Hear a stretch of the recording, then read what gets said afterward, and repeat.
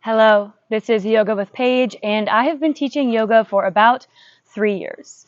There are a few things that I find harder than I thought, and things that never even really crossed my mind that would come into play so much being a yoga teacher. So I wanted to give new or former yoga teachers some bits of advice, some kind of tips that I think may help you in your journey of being a yoga teacher and holding space for everyone else.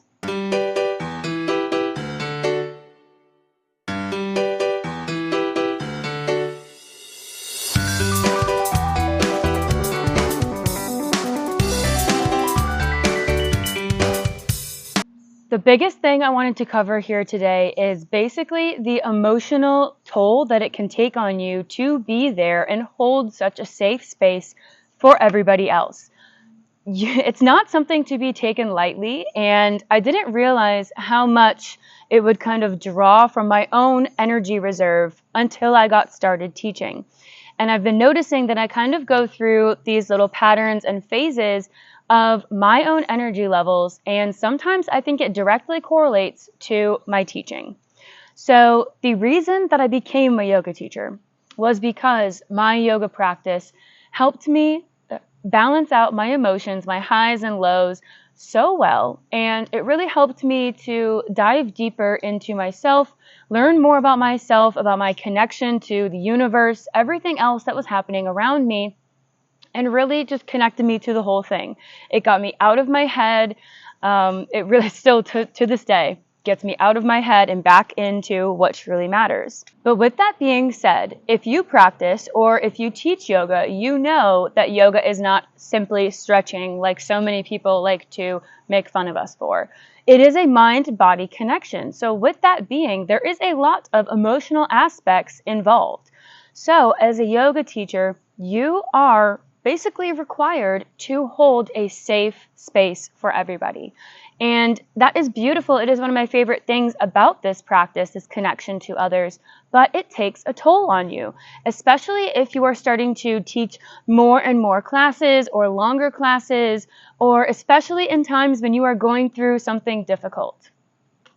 2 weeks ago, my husband got fired from his job, and we have been dealing with a lot of emotions, a lot of questions, figuring things out, reassessing, reevaluating our whole life, our whole plan, everything, just to give you a small gist.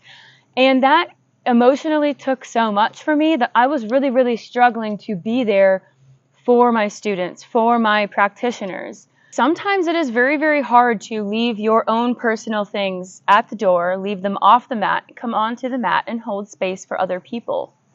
And while I don't have the best, biggest advice to give you, I will say that in these times when things like this happen, if you're going through a major, big life change or anything like that, if you're really just kind of struggling with your own personal life at the moment, I believe the best thing to do is to take a little bit of a step back. I'm not saying cancel all of your classes. I'm saying maybe get a substitute for one to give yourself an extra little break.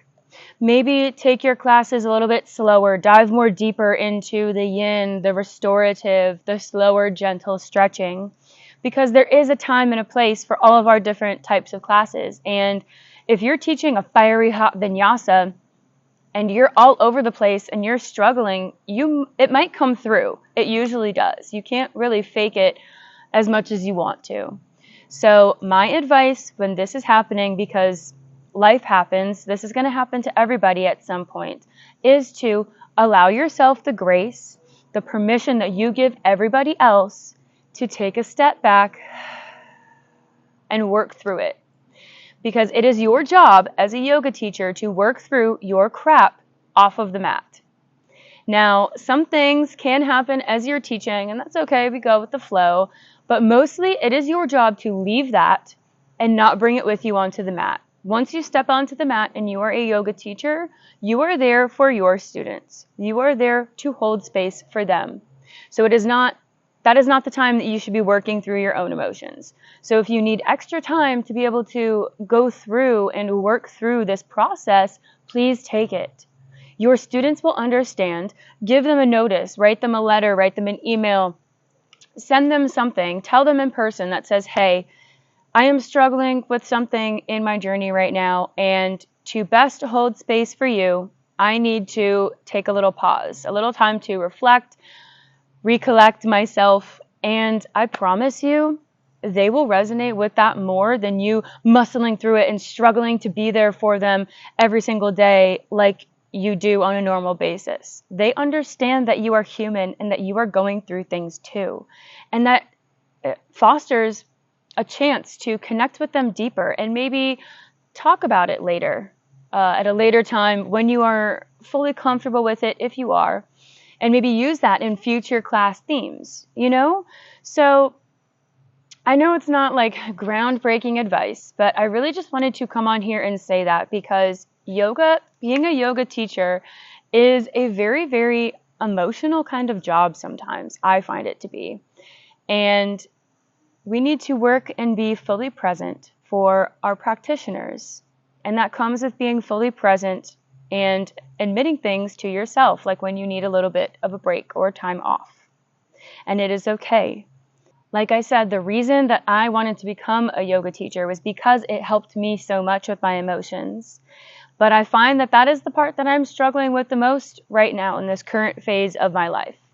Because I have so many emotions myself, and I am still struggling to work through some things, I'm having a very difficult time being there and holding nice, open, honest space for others.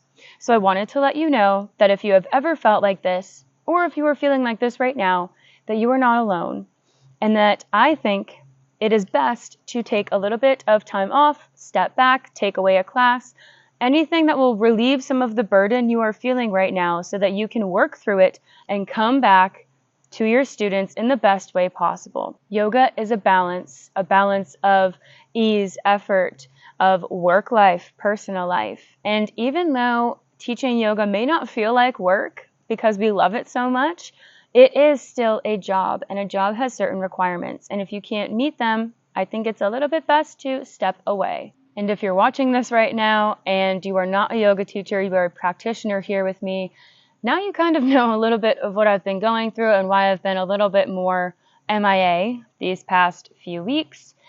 I am working through some things myself, and to do that, I have needed to step away a little bit.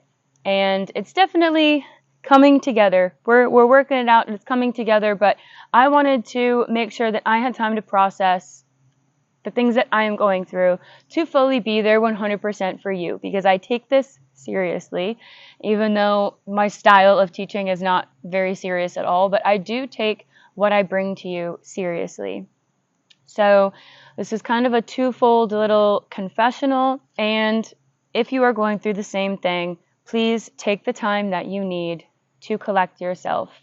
Your humans will understand, and they probably will love you a little bit more for it. So that was really all I had, just a little tidbit of advice of a personal experience, and sending love to you from here at the pool. Luna sends her love from way over there. You're getting so big. Ooh. Say bye. Bye. I'm going to go eat more grass and dirt now. I'm going to go eat more grass and dirt now.